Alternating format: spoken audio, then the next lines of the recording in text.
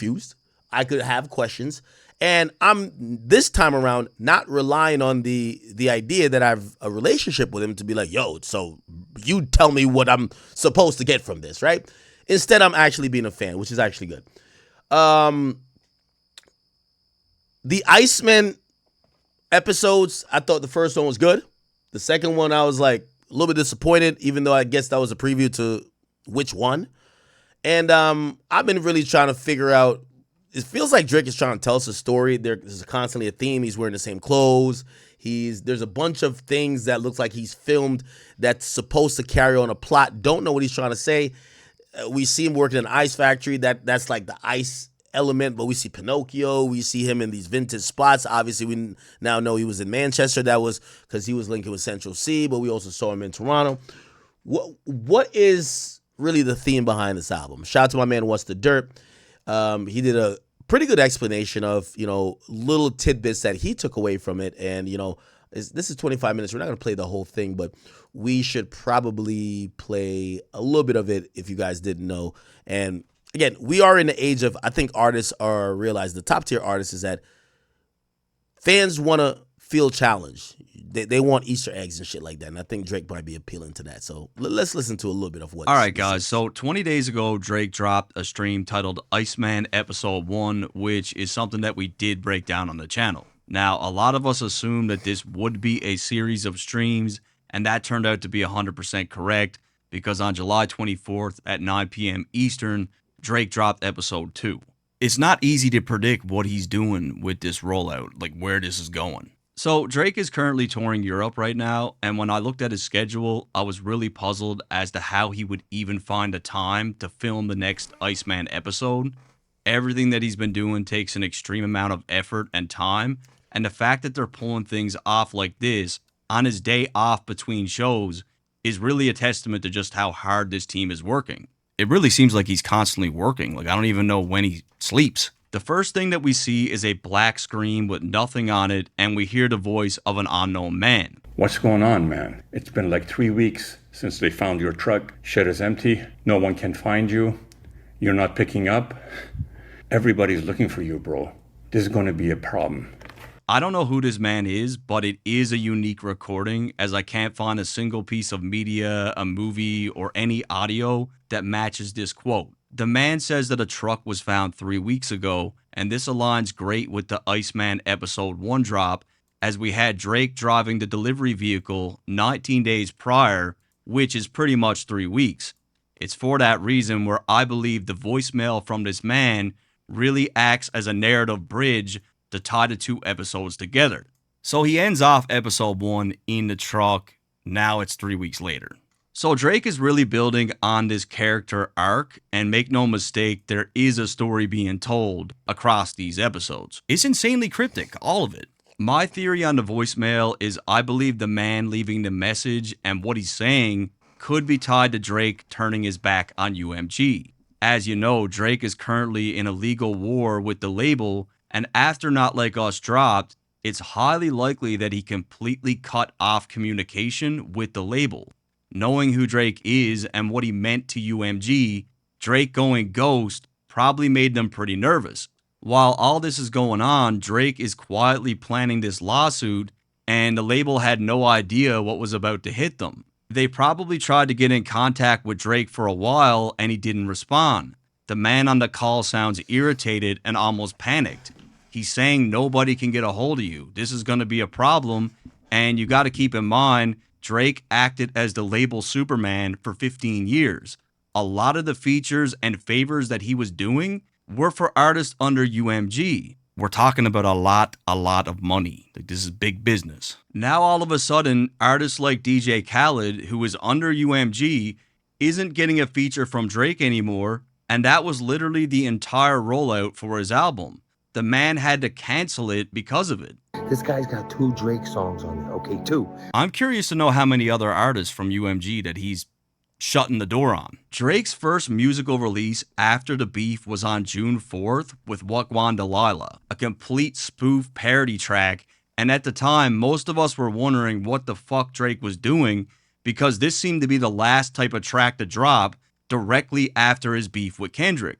However, it's with this record where I believe he was simply trolling UMG. Wagwan Delilah, double date me if you like me. I think Wagwan Delilah was the first time they heard Drake's voice after the beef. Like, this is how they heard from him. Shortly after the beef, UMG dropped 2 pre-recorded Camila Cabello tracks with Drake that they already had in the stash. Drake then leaked a bunch of his own music on the Plot Twist Instagram, clearly without UMG's approval, since they flagged the post and rushed the songs to streaming. He followed that up with a full collab album with Party Next Door, who signed to OVO, not UMG. The project dropped under Santa Ana, which was Sony, limiting UMG's profits. From there, Drake did a Spanish feature with Chino Paquez, another artist signed by Drake for one album, and a new collab with Smiley, another one of his artists. Even when you look at the credits on the Party Next Door project, there isn't a single UMG artist. It has mostly independent Canadian producers, and there's no UMG in sight. And to me, this is what Iceman really means, is all this. When Pusha T claimed that UMG stopped the Kendrick verse on the Clips album, I believe him because I think they didn't want to piss Drake off even more. It's pretty obvious. That's what Anthony Celeste told me. It was like UMG tried to salvage the relationship. This is before the lawsuit. And they were just saying, yo, Drake is upset. We don't want to piss him off anymore. Let's try to fix it. Okay? Obvious they had high hopes of patching things up with Drake, but I can almost guarantee that that's never going to happen. Just take a look at the artist that he took out at Wireless Festival. Lauryn Hill, look into her history on how she feels about record labels. She is someone that had deep, ongoing issues with Sony and Roughhouse. She hated it, she walked away, and there are a lot of theories for what exactly happened with her and the industry. Bryson Tiller, under Sony. Lotto, Sony. Vanessa Carlton, this young girl was supposed to be a superstar, and it was with the exact same record that she played with Drake at Wireless, 1,000 Miles, that got her signed under UMG. Coming into her second album, she hated working with this label. She had zero creative control. They controlled her entire life. She absolutely hated it, and the industry chewed her up and spit her out, and she left in 2005. My dream came true. I got this record deal.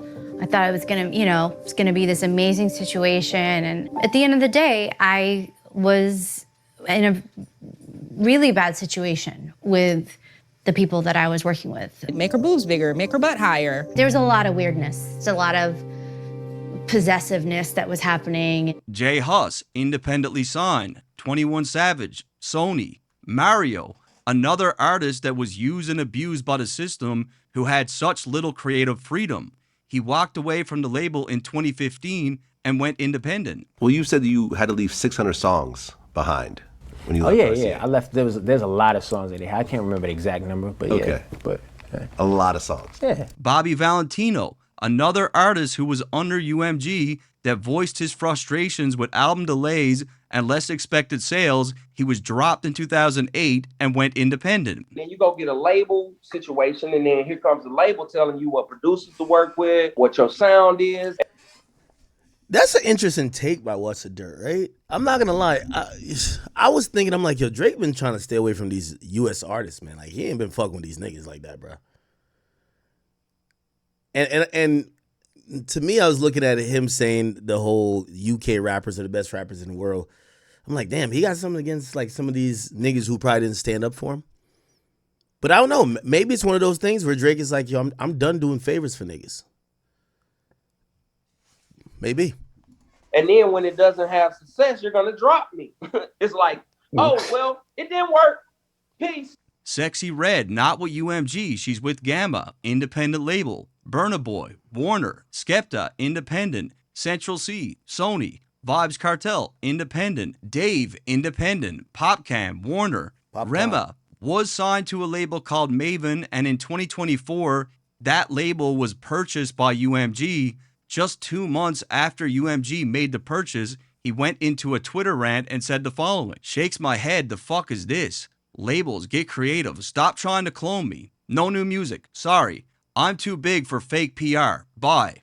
he completely removed the label information from his Instagram and all of his socials. Like, industry insiders are saying he left. It's not confirmed, but it's obvious he's not happy. Every single guest at Wireless has either absolutely zero ties to UMG whatsoever, or they worked for UMG in the past, got taken advantage of, had a terrible experience, causing them to leave, or they got dropped and discarded like they were nothing. Not only does it seem like Drake is not collaborating with anyone under UMG's umbrella musically, but when it comes to UMG pulling in profit from artist show money, he seems to be making a statement with this also. Yeah, sorry, my delivery days are done. I did it for 15 years. Here you go, take the keys. The truck's empty. Yeah, I wonder, that's interesting. That would be an interesting play if Drake is like, you know what? Y'all really co-signed a nigga aiming for the jugular when I've held this label in terms of urban music afloat. I've given every artist a feature. I've been the thing that's given them the stimulus package to generate revenue. I've generated revenue by dropping consistently over and over again. And this is how y'all repay me. All right, bet. Let's try this. Let me go help out everybody else that's not with y'all, and let's see if y'all feel it. That would be interesting. Middleman lined it, and I cut him out the deal. Turn cutthroat for real. The sad truth is most artists who leave major label deals never regain their momentum. At Wireless, Drake had special guests with long-standing issues with record labels, and that wasn't random. This is a quiet and calculated move that mirrors the narrative within his lawsuit. You Neo in the Matrix, these niggas just Nemo in the ocean. Drake has been laying out all the clues. Like, the guy is going independent, 100%. In episode 1 of Iceman, Drake is working at the manufacturing plant. He's a cog in the machine, just another worker inside the system. We see flashes of a young, hungry Drake, just a naive kid chasing the dream, but that innocence fades fast. The scene shifts to something far darker as we see Drake surrounded by guns with 2 larger rifles aimed at one another, and from the beginning I saw this as a metaphor for the war with the label system, specifically UMG. When Drake clocks out and slams that gate shut, it is symbolic. He's not just ending a shift, he's walking away from the machine and he's going to war against them. Some rumors say that Iceman is the final album that is owed to UMG under contract, and if this is true, then it all makes sense. This is it. Like, Chat, let me tell you this. It gets spooky every time that last album comes. By the way, I've heard the same, that Iceman is the last album. I heard there's a lot of things still happening, moving parts. A lot of things. I'll give y'all a tidbit, chat. I went down a rabbit hole, chat. I was upset. This last 2 weeks. Everybody know NBA YoungBoy is a close friend of mine. He's not an industry darling. I've always supported him. He supported me. I wasn't happy with some of the lack of placements that he was given and shown, despite the fact that he is and one of the biggest artists in the game. And I went down a rabbit hole and I talked to a lot of people. And I actually did come up with some answers. And the answers, and this is for YB fans who I know people trying to get on y'all like, YB flop, this and third. Is going to come back to this Drake point I'm making. This is YoungBoy's last album on Capitol. He might not return. They have no incentive to push this shit like he's the biggest guy in the world. They have no incentive to push it. They've been trying to get him under another contract. He just got out of jail. They want to get him on another contract. He got a big-ass tour that he's about to do. He hasn't agreed to anything. They're not going to go crazy and let you go sell 150, 100,000 records and then you walk away to another company. No, nigga. Agree with us, stay in the plantation, and we'll make you win. That's how it is. So what I was told was that his label was more culpable, more than maybe DSPs and everybody else. He's on his last album over there. And I hear he's talking big shit again. He's talking big money. He wants big. If they want to keep him, he want big money. They of course don't. Labels be. They try to lowball you. But when you think about the album, there was a lot of conversations that was supposed to be had, which is like, hey, listen, we can't have this motherfucker go sell 150,000, then he don't re-sign with us, and he walk right back over to Atlantic. Yes, Atlantic wants him back. Surprise. They have new management. Shout out to Elliot over there. They want him back. They want him back. You get to realize when it comes to music, there's so much things happening in the background. This is supposedly Drake's last album. We're going to see a lot of interesting shit. Iceman is his last work shift. He's done. So to me, it only makes sense that when he parks that truck and 3 weeks later, the man is saying they found it and it's empty, that's because Drake's days as UMG's delivery boy are over. And to me, this is a huge part of the premise behind Iceman and like what all this means. Anyways, the scene switches to a brick wall and you could see there's a door with a Pinocchio drawn onto it. Now, I actually tracked this exact location down, and as you could see here, the Pinocchio artwork isn't on the shot from Google Maps, so obviously Drake put that there for a reason. Filming it in Manchester makes sense because he had a show just the next night. Next, it switches to a scene where we see a pedestrian crosswalk sign, and I was able to find this location on the map as well. You can see that it's just up the street from the last scene. Something that you'll also notice. This is another thing. You see, there's a lot of y'all YouTubers who keep talking smack about my boy What's the Dirt, but y'all don't put in half the effort. Y'all can't hate on somebody who works harder than you, who is better than you, and who is going to make sure he delivers and is more entertaining than you. There's a lot of y'all YouTubers, y'all mad at him for whatever reason. Y'all say, oh, no, you like Drake too much. You not with Kendrick. Whatever. This guy's doing a great job. Like, I ain't going to lie to you. This is some effort. Here is that on the pedestrian sign itself is a hand-drawn sketch of what appears to be Spider-Man. And that's not even the first time that we saw this sketch. In episode 1, I remembered that when the scene showed the whiteboard with all the different types of ice on it, you could also see that same character again. At first, I really thought this was Spider-Man, but Certified Jarrett on Twitter claimed that this was the logo of Ben Dorado, who carried out a lot of design work for Party and Drake's album, and he also works closely with Drake's brand partner, Nocta.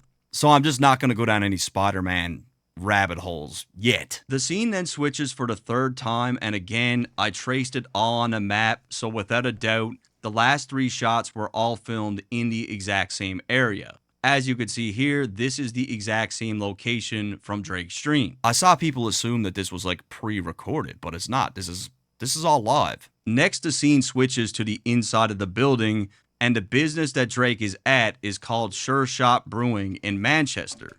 I even found a photo from this exact same scene with Drake on their website. They're a small independent company. Drake enters the scene still wearing the Iceman hoodie from the first episode, and you could see him looking at the red button on the left-hand side. Then he tinkers with the control panel in the front, which also has a red button, and the scene switches again, and he approaches another red button.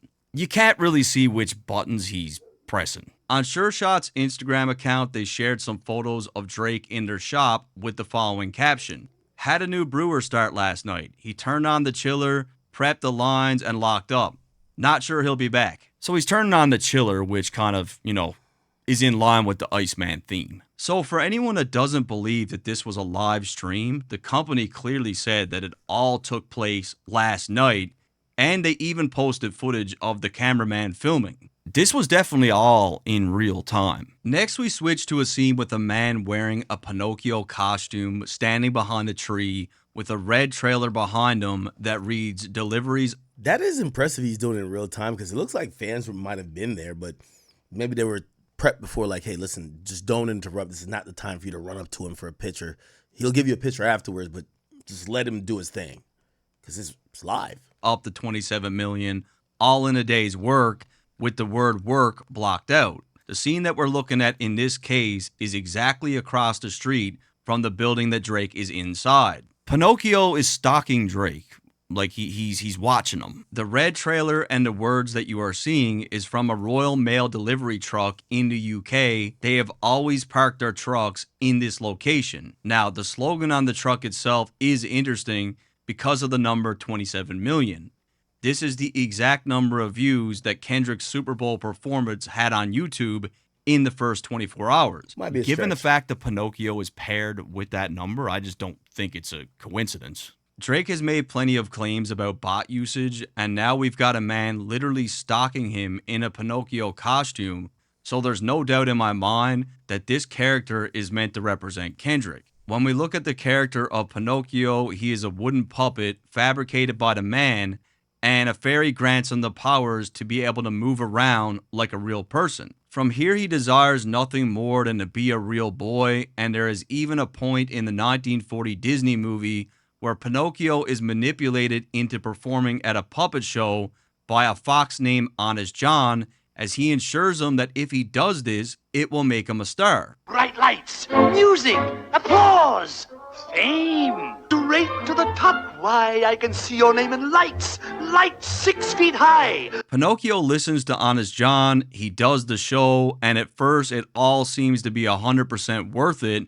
However, he's ultimately trapped in a cage and is destined to be owned by the show owner for life. To me, you are belonging. We will tour the world. Paris, London. You will make lots of money. The role of Honest John in the Disney movie is an interesting parallel when we consider that John Janik, the CEO of Interscope Records, was so heavily involved in Kendrick's career. It's even more interesting when we see that John Janik has been named in the UMG lawsuit, where Drake's legal team have made demands to see compensation, incentives, salaries, and bonuses from John Janik specifically.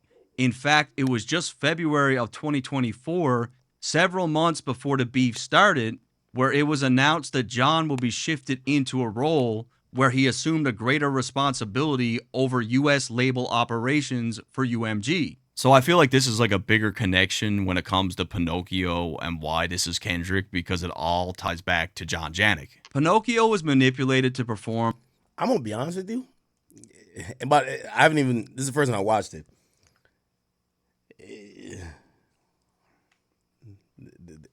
There is some things that from what I know behind the scenes, in front of a packed house where he is lying to the audience to become a star. The two stories have remarkable parallels because Drake is implying that Kendrick is a label pawn in UMG's game. Drake has accused Kendrick of being a grifter and inauthentic. He's made claims of Kendrick's jealousy towards him and his long-standing desire to be in Drake's place. Like Pinocchio, Kendrick wants to be Drake, who is also known as the Boy, and with the assistance of the labels, he's given the biggest stage of his career. However, just like the 1940 movie, Drake is insinuating that all this will be short-lived because the facade cannot be maintained when it's built on a mountain of lies. This is not even the first time that he called him a puppet. He said it on Taylor Made. Hate all you corporate industry puppets, I'm not in the mood. While we're still on the topic of Pinocchio, remember we saw that Drake drew the character on the door next to that brick wall. Doors turn out to be an important theme in the Pinocchio movie because many of the doors that he goes through are metaphorical traps. They look inviting but lead to danger. It's with this symbol on the door where Drake seems to be saying that when it's opened up, Kendrick's lies will be devastatingly exposed. And yes, I did watch Pinocchio for this video. When it comes to the phrase on the truck, if you look closely, the word work is partially covered, leaving just the letter K and a period, which stands for KDOT. Now, to me, this part is probably just a coincidence because the sign that is blocking the word has been in that location for a very long time, even in older photos. I do think it's a coincidence because that sign, it looks like it hasn't moved in years. Drake closes the gate behind him and steps outside, glancing around like he's checking to see if someone's trailing him. Then we cut to another shot of Pinocchio, only now he's moved. He's no longer by the tree as he's crept closer to the building, hiding awkwardly in the bushes. With that said, he's doing a terrible job of blending in. His bright red costume clashes hard against the green backdrop. He sticks out like a sore thumb, just watching as Drake walks right past him. You'll notice that Drake looks back in his exact direction multiple times. It's possible that Drake knows what he's doing, but he doesn't seem all that bothered by it. The scene then switches to a close-up of door number 1, where the camera focuses on security tracking labels. This is a sure sign that the area is being monitored, which might not be the best news for Pinocchio, especially considering what unfolds later in the stream. The scene then switches to a departure board for a train headed to York from the Manchester Piccadilly station. This train is set to depart at 2:44 a.m., and I confirm that this is indeed a regular scheduled route. So it's not like Drake put the words there, like this is an actual scheduled route at that station. And really, this is another strong indication that everything we are seeing is being filmed in real time. 2:44 a.m. is 9:44 Eastern. The stream was scheduled for 9 o'clock. It had a 10-15 minute delay, and as you could see, the clock that's rolling shows a time of 9:21 p.m. So again, for the people who think this is all pre-film, like, it's not. It's all live. What we see next is the Manchester Victoria Bats building. This is an old building that was built in 1906 as a place where people could bathe and shower. Next, we switch to various scenes within the building itself, and the common theme for most of the visuals is clearly doors. Unlike the closed doors shown with the Pinocchio on it, these doors are all open. This likely symbolizes what we discussed earlier. An open door symbolizes that secrets are no longer hidden. Something that was once private is now exposed or accessible. Multiple open doors also symbolize multiple secrets. While Drake was in the brewery, we saw multiple red buttons, and you'll soon see the name of the upcoming song that he previews is called Which One? Which one? Like, which button should I press first? Like, which door should I open? The scene cuts to Central C, dressed like a British mobster, clearly channeling Tommy from Peaky Blinders, who also filmed at Victoria Bats in Season 2, Episode 6. In that episode, Tommy holds dangerous secrets about government deals and intelligence operations. He really knows too much, and he fears that powerful people around him might have him killed, so he begins writing a letter that exposes everything, just in case he's found dead. After I've served my purpose, I believe they intend to kill me. I therefore want to name a particular individual in this letter. The agent who has initiated and orchestrated this crime is Major Chester Campbell of the British Secret Intelligence Service. In the event of my death, it is imperative he be brought to justice. Eventually, Central C, who again seems to be channeling Tommy's character, meets Drake at the top level of the pool and hands him a bag. Now, in my opinion, the bag likely represents one of two things. One, incriminating evidence that someone gave Drake, meaning he's in possession of something they never thought would surface, information that certain people are desperate to keep buried. Or two, the bag acts as a metaphor for the knowledge that Drake already has. Central C's character really could just be a symbol or a vessel. Whether it's contracts, manipulation, streaming games, dirt on Kendrick, or industry puppeteering, the bag represents all that. In theory, it holds everything that Tommy's letter contained at the beginning of that episode. The bag is most definitely the bomb. For Pinocchio, I was able to watch the movie because it's just one movie. Like, Peaky Blinders is a fucking series. Like, I would have to watch. I would never get the video done, but I did watch that episode, and this is what I came up with. The scene then cuts to a woman dancing in an empty pool to Drake and Central C's new track, Which One? I'm at the club, just a London burst. We are hitting at the pillow face first. Keep in mind, this stream pretty much acts as the music video for this song. And when you think of a pool, it's typically a fun place that's full of life and energy. And one can imagine that a typical music industry video for a song like this one would fall into a much happier scene. However, Drake is threatening to show the other side of it by draining the pool. When that happens, the scene becomes eerie, and the fun facade behind many of our favorite dance records have a far darker backstory. The woman is wearing all black, and the scene doesn't scream party, but I'm trapped. In many ways, like an empty pool, the artist becomes a shell of one's former self. Again, that's just my perspective, my take. The song could also have some sort of dark meaning intertwined in it that's not visible to the general public. Drake has been known to layer subliminals towards people where only they know what he's talking about. When it comes to Drake, that's why you can't only focus on his rapping records, right? Because he layers different messages in, like, R&B records, or like it could be some happy singing song that might have something darker tied to it. 81, they'll bring the crashers to the party. Central C and Drake then dap up, and he leaves with the bag, and the next scene focuses on the plunge bath in the building. These baths were typically really cold, So this could be another tie-in to the Iceman theme. Next, we get Central C sitting down and he previews a new record. Man, I call in my phone about beefing my feet in the sand as a juxtaposition. I fuck with the record actually, but I just don't, I'm not gonna break it down now. Again, it's with this Central C track where Drake is just buying time so that he can get in position for the next scene. That's why we start seeing flashes of scenes that we were already shown. Eventually, we see the gate for Manchester Piccadilly Station, which is exactly where Drake needs to be to catch that train to York. The scene switches where we see Pinocchio, aka Kendrick, running after Drake. This is meant to symbolize that the evidence that Drake has in the bag puts him miles ahead of the puppet that is chasing him. It's really symbolic in the sense that Drake is saying, after everything you just did, you still aren't ahead of me, and you never will be. Lies can never outrun the truth. Your story is not sustainable, and what's in this bag is going to make sure of it. Drake is on this crazy next level cryptic shit, and if I'm Kendrick, he's probably tossing and turning right now. Kendrick's probably having trouble sleeping. No, he's not. No, he's not. Listen, I would like to think this is not Kendrick related, because the last time we said Kendrick 3 times, it didn't turn out too good. So let's just leave that nigga alone. All right, that nigga. I think that nigga Kendrick. I think Kendrick is begging for round 2. Okay, that little leprechaun. He don't got nothing to do but write battle raps. He got a Euphoria Part 2, Part 3, 4, and 5. And I'm gonna be honest with you, I'm good. I don't listen, Drake. Let's just talk about some other shit. Leave that little leprechaun. I'm gonna be honest with you, man. Yeah, yo, if you think Kendrick ain't he ain't sleeping because he cooking up 20 more diss tracks. Nah, I'm good. We good. We learned. We good. We chilling. Nah, Kendrick, go over there. Go over there, nigga. Go dance with Sissa, nigga. Pinocchio, they can't see. My nose don't grow though. We then see Drake walking through. Chat, we not trying to get back, bruh.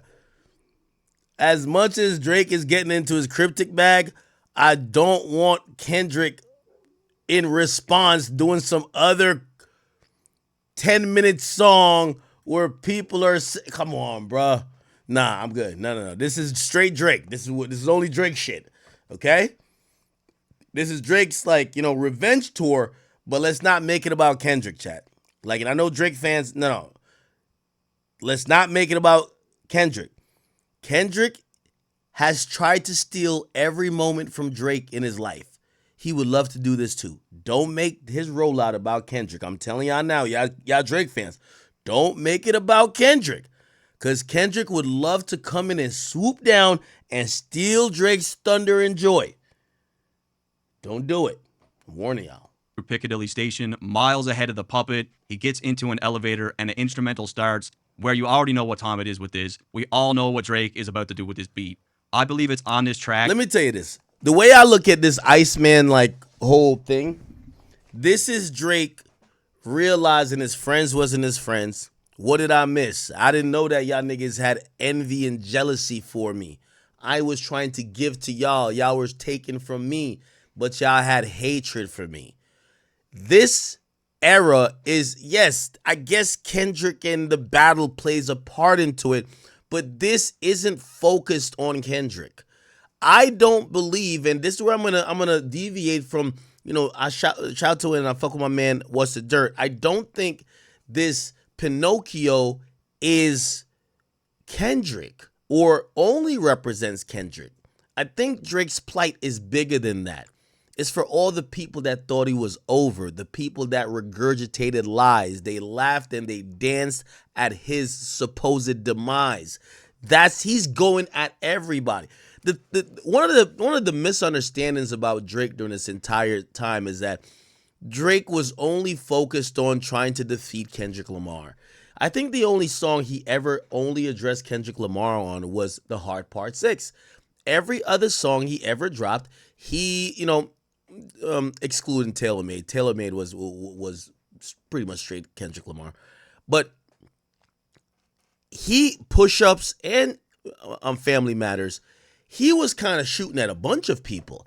I don't believe that he's only this new revenge, and I'm calling the revenge arc by him, is just Kendrick focused. I think, bro, I'm gonna be honest with you. I think he's more mad at LeBron more than Kendrick. He don't got no relationship with Kendrick. He's always thought Kendrick was just a bum ass nigga that wanted his spot. I'm telling you the God honest truth. He always just thought Kendrick was a hater. He never fucked with Kendrick like that. He always knew that a nigga that could barely pass the bar at Six Flags to get on the rise. He never was fucking with that nigga. He not disappointed with him. Trust me. I could tell Drake really feel a way about this LeBron shit. I think it's the LeBrons of the world. I think it's like niggas he gave features to. I think it's other people who switched up, other people he saw different things from. Of course, it's always going to be up with your op. Yes, that is his op. It's going to be up with him. But the idea that it's like, oh, me versus him in a different way. No, please don't give the little leprechaun that much credit. No, okay? This is, oh, word? Oh, yeah, I thought I was done. Listen, the idea of what did I miss is he didn't think that Kendrick fuck with him. What did I miss with the niggas that I fuck with? Okay, that's just my interpretation. This exact track where he's going to expose some of the information that's contained in the metaphorical bag. When Drake catches the elevator with this playing in the background, it only spells out one thing. I'm on a whole other level than the guy that's still outside the building. No, well, I'm disagreeing with my guy here, but I'm seeing it differently. This sigh of relief that he got away from Pinocchio is one of those. You know, remember when he showed up to that show with the bullet holes and it was smoking? This is like relief. He got in the elevator and he's like, oh, I got away, despite the lies, despite the liars. I got away and I still got the shit on me. That's how I look at it. I'm not going to personalize this to I've always said if Drake had just not given Kendrick the time of day, that boy wouldn't be at the Super Bowl. I think it would be a grave mistake for Drake to consistently. And by the way, he has done it recently because he definitely filed the lawsuit on the week that Kendrick was dropping an album. If Drake chooses to put Kendrick back in the crosshairs when he's rolling out his new project, he should be saying fuck you to everybody. It should be, this is what happens when a good nigga, well, not saying he's a good nigga, but this is what happens when a nigga get betrayed by all his friends. He comes out like this. But if it's still back with him and Kendrick, trust me, Kendrick is going to steal the spotlight. He's going to drop some type of weird song, and he's going to start doing a victory lap. They're going to be fucking crip walking again, and they're going to be doing like, come on, Mustard is cooking up a beat right now. Like, come on, bro. We don't even want that shit, bro. Come on, stop it, bro. Let's focus on Drake versus everybody. That's what I like. Revenge. Lastly, we see the words coming soon with a Pinocchio silhouette in the middle, which means Drake is going to be exposing a lot of these lies in the very near future. They might have caught this dude off guard last time, but like you do realize they're fucked now, right? They're fucked. I'll call it right now. Nah, I love you. What's the dirt? Listen, man, I love Drake. Drake, don't listen to nobody but me. That boy Kung Fu Kenny with no more lyrical sparring with him, no more. That shit is not happening. You are on your own path. Here's the thing. Them niggas is not interested unless you talk about them. They want you to give them a second year that he could go back to the Super Bowl and win some more Grammys. Because, like, come on, don't do it. Don't do it. The way, again, you say fuck the battle and you win the war. The war, it's time for the war to be determined. Fuck the battle, win the war. The way you win the war is going to be this. You win the war by everybody who claimed you were done. You show them that you were just getting started in your new peak. You start rapping more inspired than you have in years. You get back on your shit and you drop a fucking classic. You don't mention these guys by names no more. Well, you could mention like A$AP Rocky and them because what is Rocky going to do? I love you, Rocky, but what are you going to do, right? But leave Kendrick alone. And I'm not saying it out of place of fear. I'm saying it out of place of we have to understand what is actually smart. What's actually smart is not for you to still be attacking a guy who uses your energy to catapult his. When you talk about Kendrick, all you gotta just say a hater. That's it. No more directed bars like you. They don't no. Be like, yo. So Drake and Party Next Door dropped an album. Not gonna lie, the album was tough, man. Was tough. You feel me? I heard a lot of people say Drake makes album for pretty women. You feel me? Yeah, if someone doesn't like it, then you could tell the type of woman that they like. So, hey, man. That's all I really had to say. It's your boy Big Act News. Make sure you like, comment, subscribe. Let me know how you guys feel about the album, what you rate it. Act rated like a 8.5 out of 10. I don't have a complete rating it. Drake albums you have to listen for like 2 weeks, 3 weeks, a month plus, so it could like really seep in. But like right now, it's a good album to me, bro. I'm not gonna lie. Feel me? Dropped around a good time, Valentine's Day and stuff. But it's your boy Big Act News, and I'm out.